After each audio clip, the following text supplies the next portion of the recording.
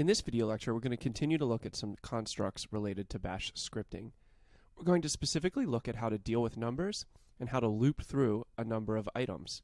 This will give us the power to operate on a large number of files at one time. So let's start by looking at one command that we're going to use to demonstrate the loop for our first example. So first off, I'm going to use the command seq, S-E-Q. And what SEQ does is it just basically prints out all the numbers that I tell it to up to the option that I enter. So in this case I entered 10, and you'll notice that it printed out all the whole numbers from 1 through 10. And you know, seq actually also allows me to do like 5, 10, which would only print out 5, 6, 7, 8, 9, and 10. So what's really cool is seq is a command that exists within the shell to allow us to print out a sequence of numbers. And so you can actually look at the man page and see you can increment by 2 or 3 or 4 if you want, or whatever you want. So it's a pretty helpful command.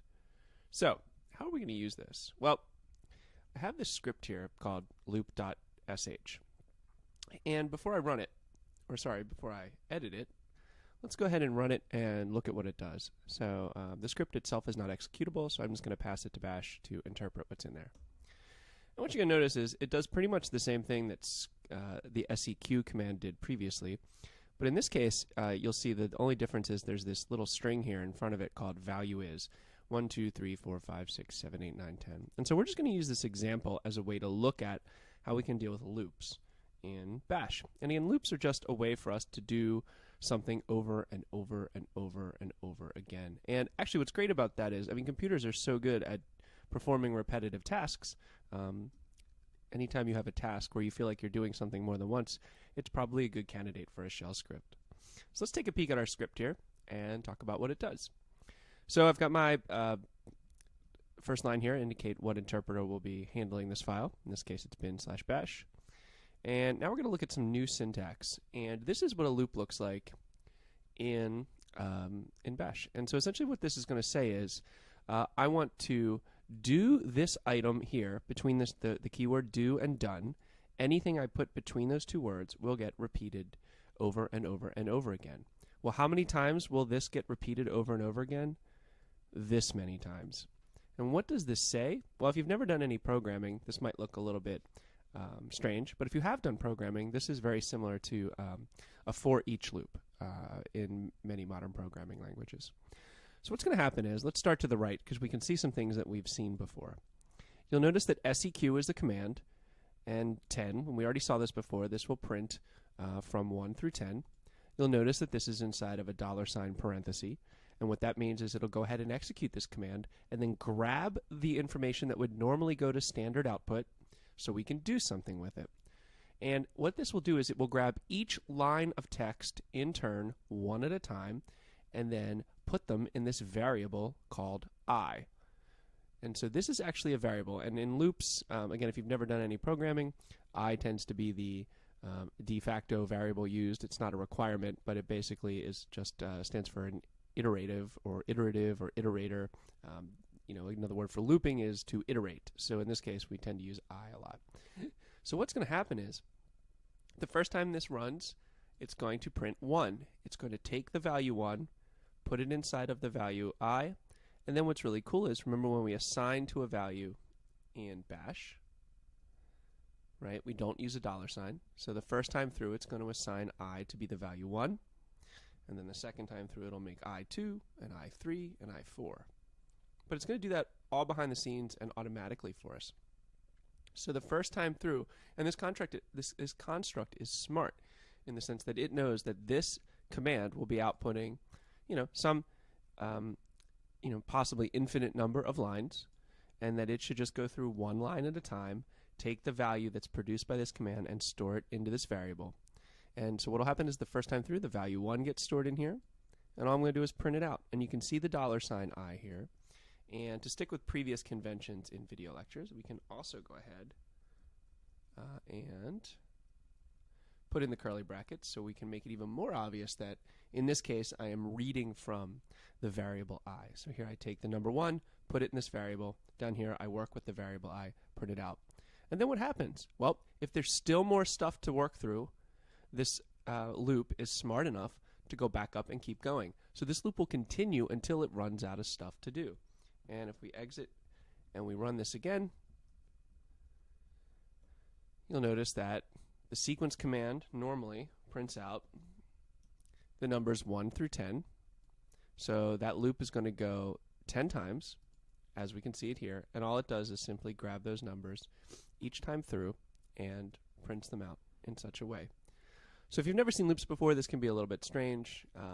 Why am I printing out numbers in a row? Well, just to kind of show you and demonstrate how this works.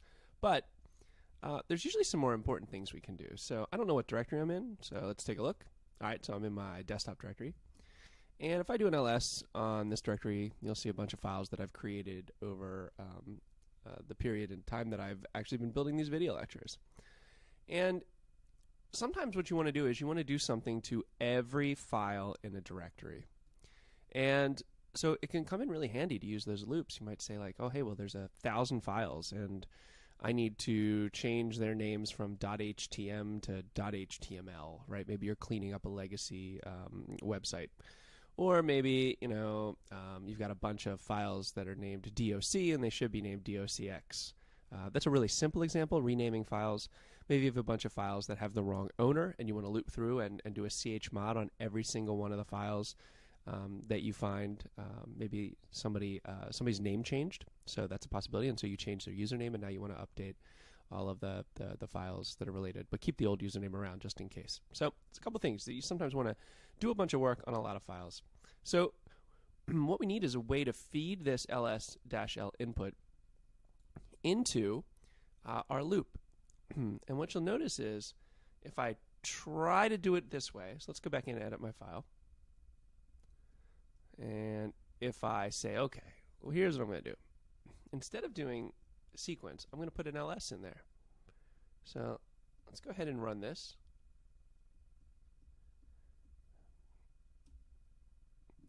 And what you'll notice is that is actually smart enough to go through each of the items in this command output and print them out line by line. And you'll notice that before I said, well, wait a second, an ls doesn't come out on new lines.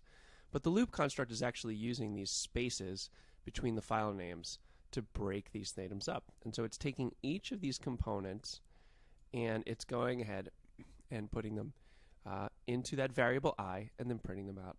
So anytime we have a command that will spit back a bunch of information, multiple pieces of information, we can use a loop to grab that information and then programmatically act upon it. I would normally not write the script like this. So if we go back and edit this, the only change I would make is there's actually a thing you can do with ls called -1. And if you execute the ls command with -1, it basically gives you an ls listing where each file in the directory is put on its own line. So you notice that previously this script worked fine before because it used the spaces to parse the different components.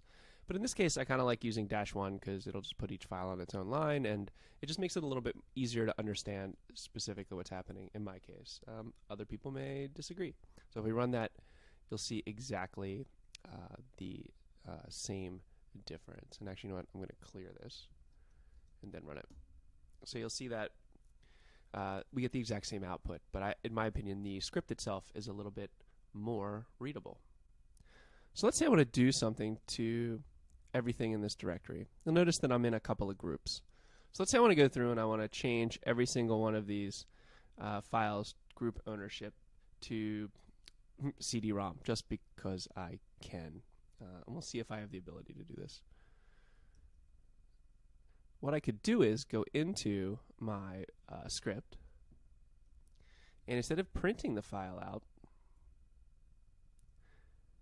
what I can do is still use that variable as input to a command. So if I wanted to, I could say, okay, like I want to chmod or ch group chgrp. Early day here, and go ahead. And what I want to do is pass to that the name of the group, and we'll see if it works.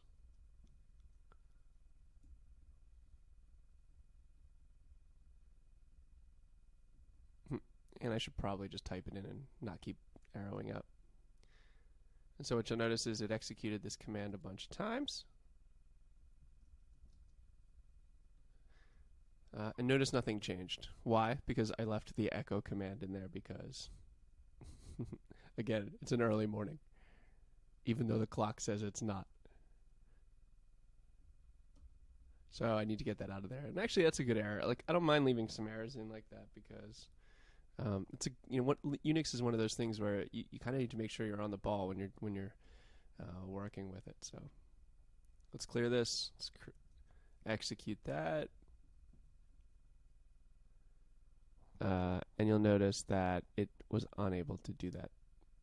But if I do an ls-l, it actually changed the group of all these other files. I got one error for this specific file in the change group command, but I was able to go through and change the group of all the others. And if I want to change that back, I can just go ahead and re-edit that file and change it back to JSON. So you get to see me debug a script a little bit, you get to see how useful this can be. And again, I still get that error. We could deal with that error, like we could redirect that error if we don't want to see it in the script itself. We could, log it, we could do whatever we want, but I think it's fine having that print out to standard error. So you'll notice that we're back to where we were. So that's the basics of utilizing loops. And one of the things that you could do with a loop as well, you'll notice that in that case, it went ahead and also did directories. Well, in a previous lecture, we talked about using if statements. So you can put any valid piece of programming in here between the do and done. So if you wanted to, you could loop through each file, put an if statement in here and say, okay, is that file I'm currently looking at a directory? Or is it a plain file? And if it is a plain file, change its group permissions. If it isn't, don't do anything.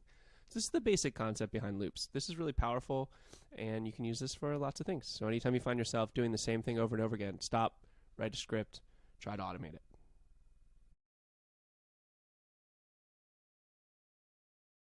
Bash also gives us the ability to perform arithmetic. Now by default, in Bash you can only do integer arithmetic, which means you can only deal with whole numbers. There are some workarounds to deal with floats, in other words decimals that have a fractional or decimal numbers or numbers that have a fractional component. I just won't discuss those in this lecture. If you do a Google search, there's some good opportunities to see some creative ways to handle that. But that's beyond the scope of this lecture. We're just going to take a look at basically how to do simple math.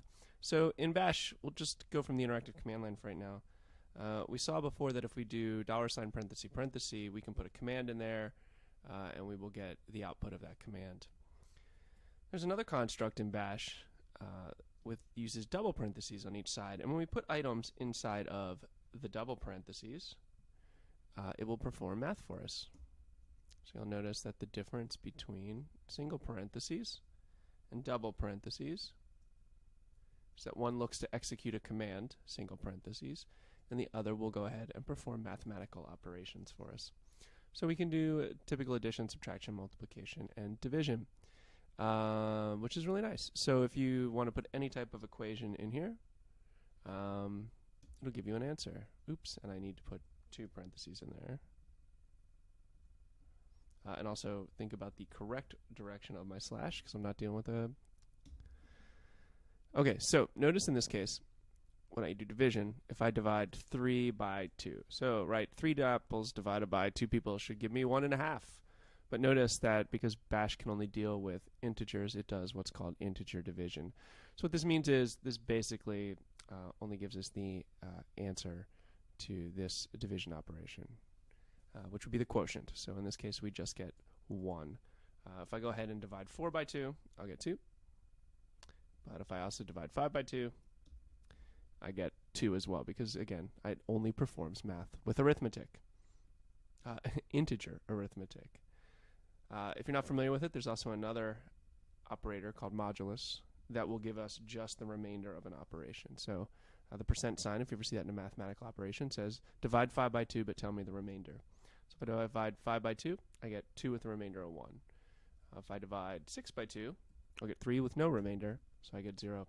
So the modulus operator, if you're not familiar with it, we can use both division and modulus to get both the quotient and the remainder of a number if necessary.